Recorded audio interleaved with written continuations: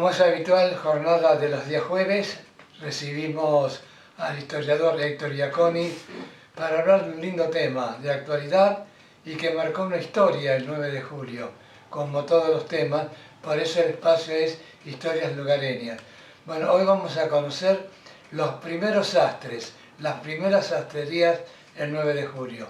Héctor, bienvenido, buen día. Muchas gracias, Raúl. Buenos días. Como siempre es un placer compartir con usted y con todos los radioescuchas temas vinculados con la historia del 9 de julio. Y hoy escogíamos precisamente el rol de unas figuras olvidadas tal vez de la historia, pero que marcaron una etapa muy interesante, que fue el de los sastres y por supuesto las sastrerías. 9 de julio cuenta con los primeros sastres, mejor dicho, es decir, sastres de oficio y en algunos casos, tal vez no de oficio, sino por así decirlo, aprendidos medio como ponchazos frente a las situaciones que se vivían a finales del siglo XIX.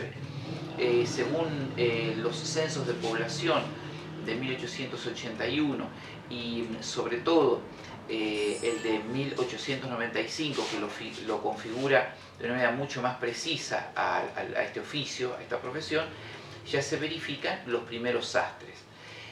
No obstante, la organización de los talleres de sastrería son un poco más tardíos. 9 de julio tuvo a comienzos del 1880, ¿no es cierto?, las primeras grandes tiendas que van luego a tener su, digamos, por ahí, su forma más marcada a comienzos del siglo XX, ¿no es cierto? Todos los nuevejulienses recordarán, o por lo menos las personas mayores, las cuatro esquinas, ¿no es cierto?, que fueron cuatro grandes tiendas del 9 de julio, la tienda Gali, de una gran trayectoria, ubicada en la esquina de las actuales Libertad y La Rioja, la tienda La Razón, ubicada en la esquina de Bartolomé Mitre y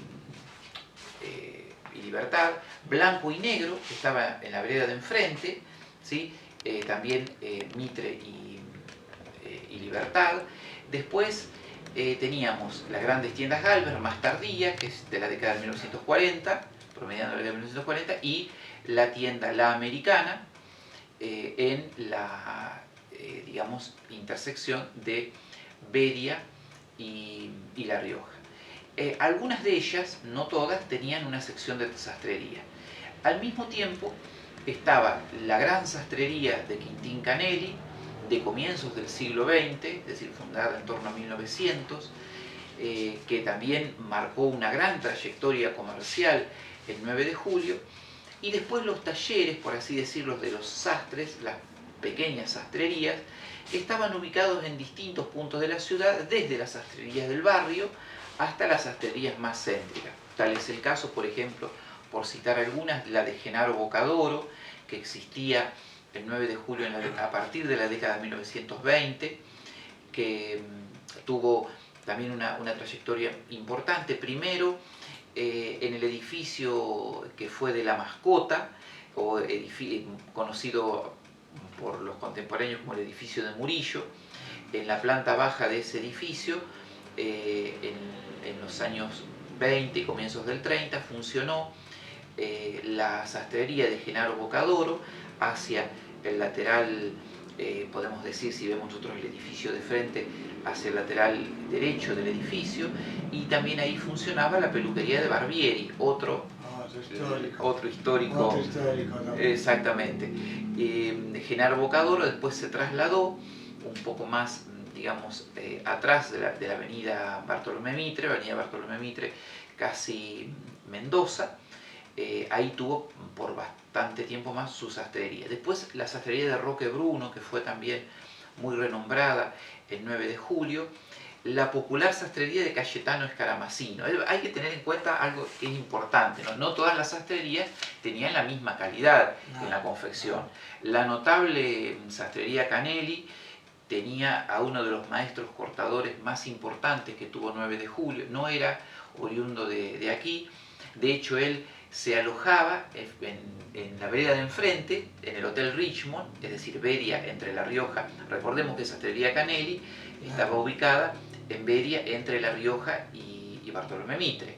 En la vereda de enfrente funcionaba el Richmond Hotel, que se incendió después. Una historia que en alguna oportunidad la vamos a comentar con mucho gusto. Uno de los maestros cortadores de Canelli se alojaba ahí en el Richmond. No era del 9 de julio, era una persona con una gran preparación y era quien dirigía el taller de sastrería junto a los otros sastres, es decir, el sastre que encargado de tomar las medidas, el sastre encargado de picar las solapas, el sastre encargado de confeccionar los pantalones, es decir, estas grandes sastrerías tenían sastres abocados a las distintas áreas del taller. Las sastrerías más humildes, las sastrerías de barrio, el sastre hacía todo, ¿no es cierto? Por ahí con suerte tenía un ayudante, pero si no, hacía todo. Ese fue el caso de don Cayetano Escaramacino, figura muy popular en 9 de julio, que además era músico. Él tenía la sastrería en Bartolomé Mitre entre Hipólito Yrigoyen y Santa Fe, mitad de cuadra, en un local bastante pequeño, el local donde había funcionado la logia masónica en una época. Hoy no recuerdo qué ha instalado. En una época había en ese local, más o menos conserva algunas características, a pesar de las modificaciones de su tiempo. Había funcionado una agencia de seguros hasta no hace mucho tiempo. Bien, de Escaramacino, ¿no es cierto?, tenía ahí su tallercito y además era muy popular porque él era músico, ¿no es cierto? Entonces salía con su instrumento e integraba la banda de música, aerófono, silla, ¿no es cierto?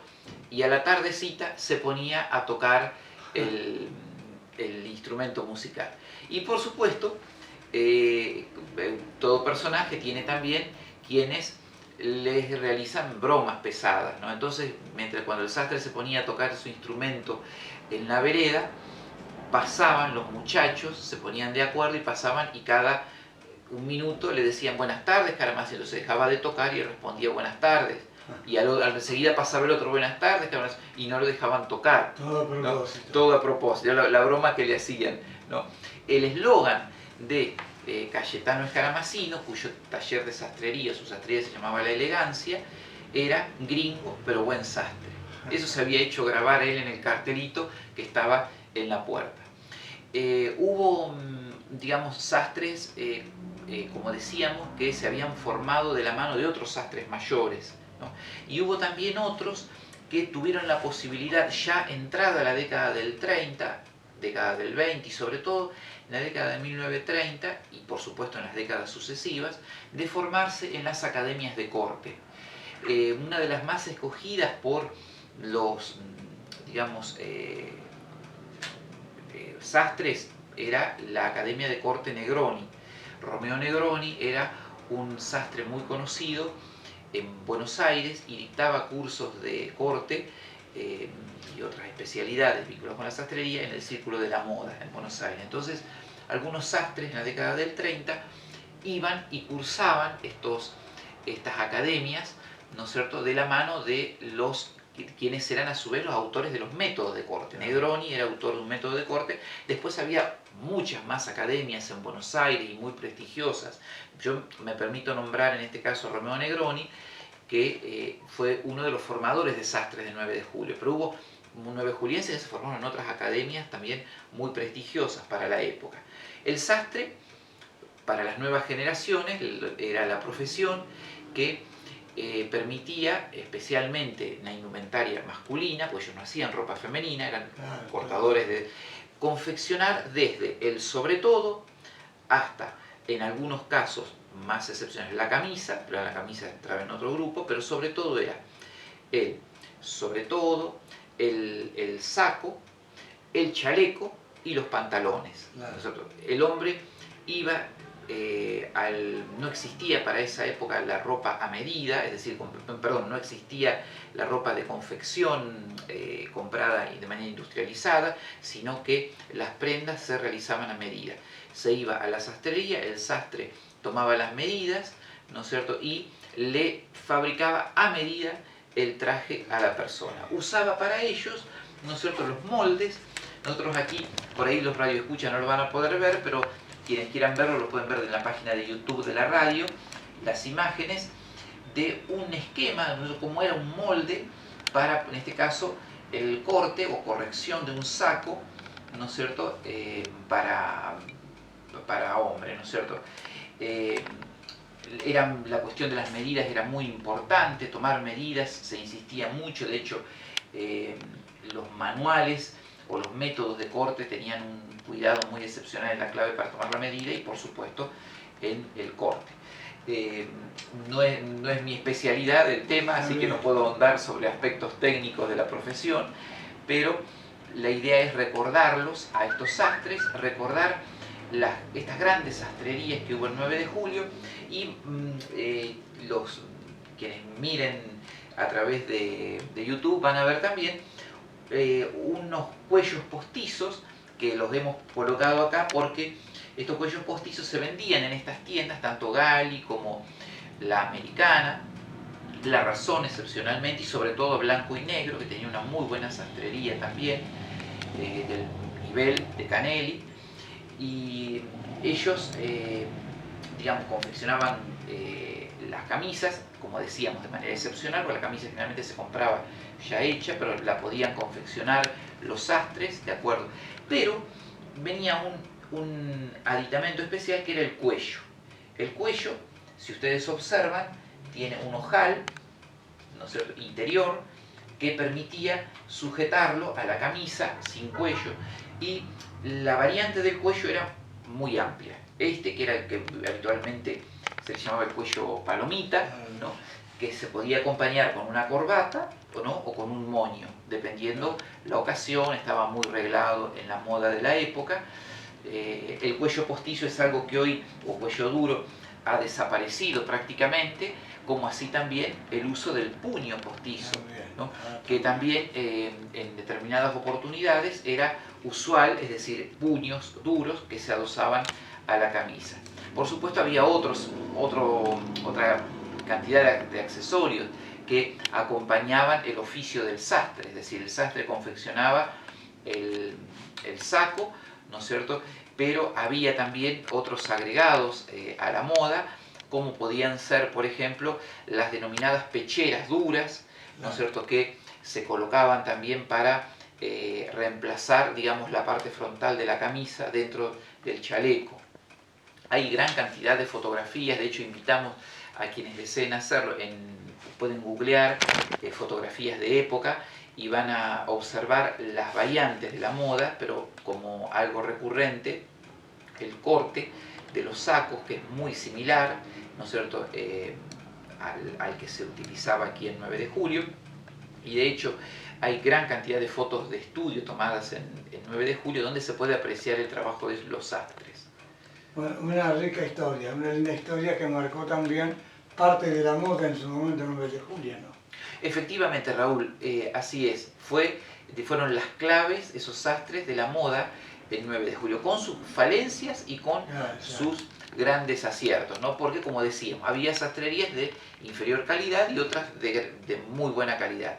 Y también había 9 julienses cuyo poder adquisitivo era elevado, podemos decir personas vinculadas con la política, en los años de 1910 y 1920, incluso antes, que iban y se confeccionaban su ropa en Buenos Aires, ¿no? Porque consideraban que el nivel de la sastrería 9 de julio por ahí no era de su altura, entonces se confeccionaban sus sacos en Buenos Aires. Podemos citar los nombres, pero escapa en este momento al tema, lo vamos a dejar en otra oportunidad para mencionarlos.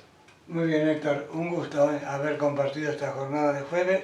Vamos a reiterar el título de la próxima, un adelanto. Un adelanto de la próxima, bueno, el próximo tema del próximo encuentro va a ser la historia de la Sociedad Cosmopolita del 9 de julio, una institución mutualista que desapareció en la década de 1950 y que, bueno, queremos recordarla porque también trazó una historia el 9 de julio.